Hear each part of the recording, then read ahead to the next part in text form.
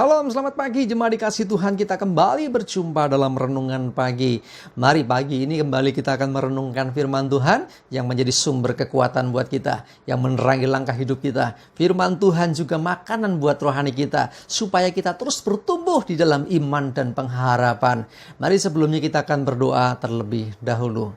Bapa di surga, kembali Tuhan kami datang ke hadirat-Mu menaikkan segala puji syukur atas begitu besar rahmat, anugerah, berkat, perlindungan, penyertaan-Mu atas hidup kami. Dan pagi ini Tuhan kami butuh tuntunan firman-Mu. Mari singkapkan dan nyatakan kebenaran firman-Mu ya Tuhan. Dan juga urapi kami sehingga kami bisa menangkap pesan-Mu dan mengerjakannya dalam kehidupan kami. Terima kasih Tuhan. Di dalam nama Tuhan Yesus kami bersyukur dan berdoa. Amin. Mari jemaat dikasih Tuhan, renungan pagi ini kita awali dari Ibrani 13 ayat yang kelima. Saya bacakan, janganlah kamu menjadi hamba uang dan cukupkanlah dirimu dengan apa yang ada padamu. Karena Allah telah berfirman, aku sekali-kali tidak akan membiarkan engkau dan aku sekali-kali tidak akan meninggalkan engkau. Jadi pesan firman Tuhan jelas sekali, jangan menjadi hamba uang. Maksudnya apa? Hamba uang. Kalau hamba uang berarti tuannya itu uang. Kalau manusia jadi hamba uang, manusia itu adalah hamba dan tuannya itu namanya uang. Hati-hati, yang namanya hamba itu pasti mengabdi kepada tuannya dan melakukan apapun demi tuannya. Bahkan nyawa pertaruhannya. Nah, kalau jadi hamba uang, demi uang, orang melakukan apa saja. Ya, kita sering mendapati ada orang yang tertangkap tangan karena korupsi. Ya, kita sering mendengar orang sampai jambret, sampai bobol ATM, yang ngerampok demi uang. Kenapa demi uang saya lakukan itu? Risikonya apa? Nyawa loh.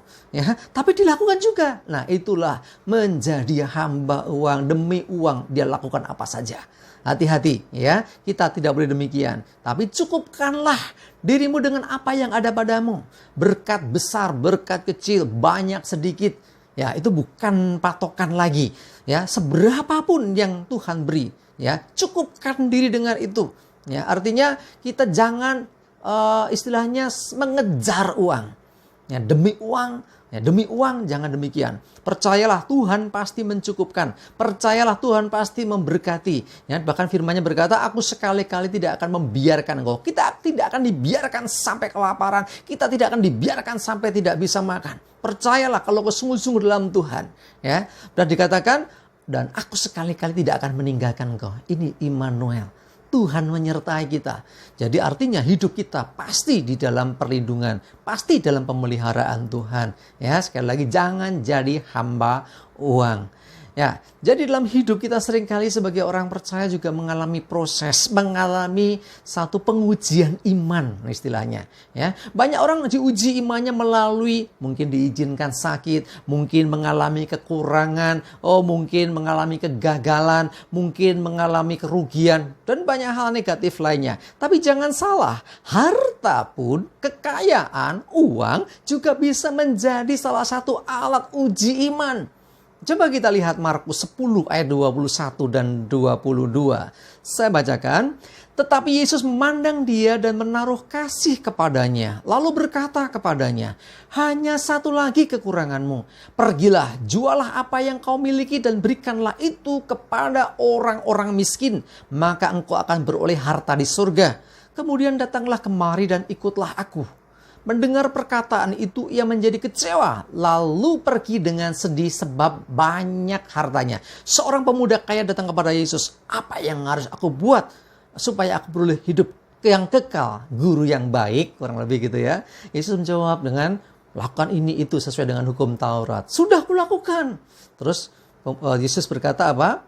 Satu lagi, jual segala harta milikmu, bagikan orang miskin, dan kemari ikut aku. Ujian iman buat muda itu. Hartanya banyak. Makanya dia menjadi kecewa, menjadi sedih, dan akhirnya pergi meninggalkan Tuhan. Ada begitu banyak orang demi harta jual Tuhan. Ada begitu banyak orang demi harta tinggalkan Tuhan. Ya, hati-hati. Orang yang demikian tidak berkenan. Ya, bukan berarti kita ayo jual harta kita semuanya. Enggak. Ya, ujian iman tiap orang berbeda-beda. Sekali lagi ada dengan kekurangan, dengan kemiskinan, ada juga dengan hartanya atau dengan keadaan yang lain. Tidak selalu bahwa semua harus sama. Oh, jual semuanya miliknya harus akhirnya ikut Tuhan. Bukan seperti itu. Karena seringkali Tuhan pun ya memakai harta kita juga ya untuk bisa menjadi saluran berkat buat orang lain. Tuhan mau pakai harta kita, ya. Yang penting apa? Jangan melekatkan hati kepada harta, ya. Bandingkan sekarang dengan Lukas 19 ayat 8 dan 9. Saya bacakan. Tetapi Zakeus berdiri dan berkata kepada Tuhan, Tuhan, setengah dari milikku akan kuberikan kepada orang miskin. Dan sekiranya ada sesuatu yang kuperas dari seseorang akan kukembalikan 4 kali lipat. Kata Yesus kepadanya, hari ini telah terjadi keselamatan kepada rumah ini. Karena orang ini pun anak Abraham. Nih, Zakeus. Ya, dia nggak jual semua miliknya terus tidak punya apa-apa. Enggak. Karena Tuhan nggak suruh. Ya. Tapi dia punya inisiatif. Dia buktikan imannya kepada Tuhan melebihi dari hartanya. Makanya apa? Separuh dari hartanya dia mau berikan untuk orang miskin. Bahkan kalau ada yang pernah diperas, dikembalikan 4 kali lipat. Ini mau sikap hati yang benar di hadapan Tuhan.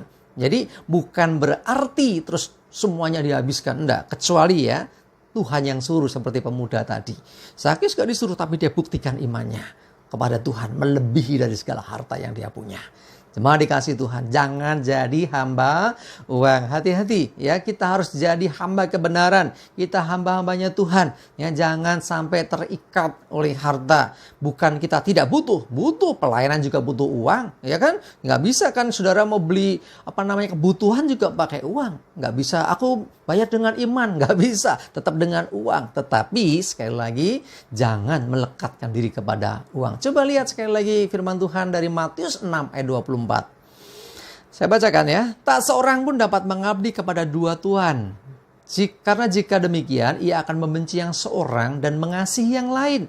Atau ia akan setia kepada yang seorang dan tidak mengindahkan yang lain.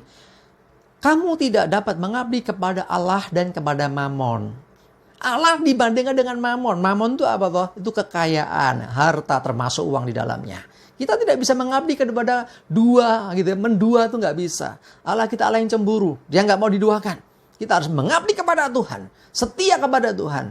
Nah, bagaimana dengan Mamon? Jadikan dia budak. Loh, ya ada orang mengatakan uang itu adalah hamba yang baik, tapi tuan yang kejam. Tuan yang jahat. Ya gitu ya. Uang itu seperti itu. Mamon demikian juga. Mamon itu adalah tuan yang kejam, tapi dia hamba yang taat. Artinya apa? Uang kamu bawa ke pom bensin jadi bensin. Kamu pergi ke pasar bisa jadi sayuran. Ya, nurut dia. Mau dikasih kemana aja dia menurut. Tetapi kalau dia jadi tuan, bahaya. Orang mau melakukan apa saja. Bahkan nyawa dipertaruhkan demi uang. Hati-hati. Jangan terjadi demikian. Mari setia kepada Tuhan. Percayalah Tuhan memelihara hidup kita dan kita tidak berkekurangan. Amin. Kita berdoa. Terima kasih Tuhan, kami bersyukur untuk firman-Mu pagi ini. Kami mau setia pada Engkau saja. Dan jauhkan kami dari sikap hati yang mengabdi atau menjadi hamba uang. Kami mau jadi hamba-Mu ya Tuhan. Taat kepadamu. Karena kami percaya Engkau pasti mencukupkan. Engkau memelihara, Engkau menyertai dan kami percaya kami tidak akan berkekurangan ketika kami sungguh-sungguh percaya kepada Tuhan. Terima kasih Tuhan. Kami mengucap syukur, bahkan kami juga menyerahkan hidup kami hari ini dalam pimpinan penyertaan-Mu. Jauhkan celaka mara bahaya. Hidup dalam damai sejahtera dan berkat Tuhan menyertai senantiasa. Dalam nama Yesus kami bersyukur dan berdoa. Amin. Mari jemaat dikasih Tuhan, semangat terus ya. Maju terus dalam iman dan pengharapan. Tuhan Yesus memberkati kita semua. Amin.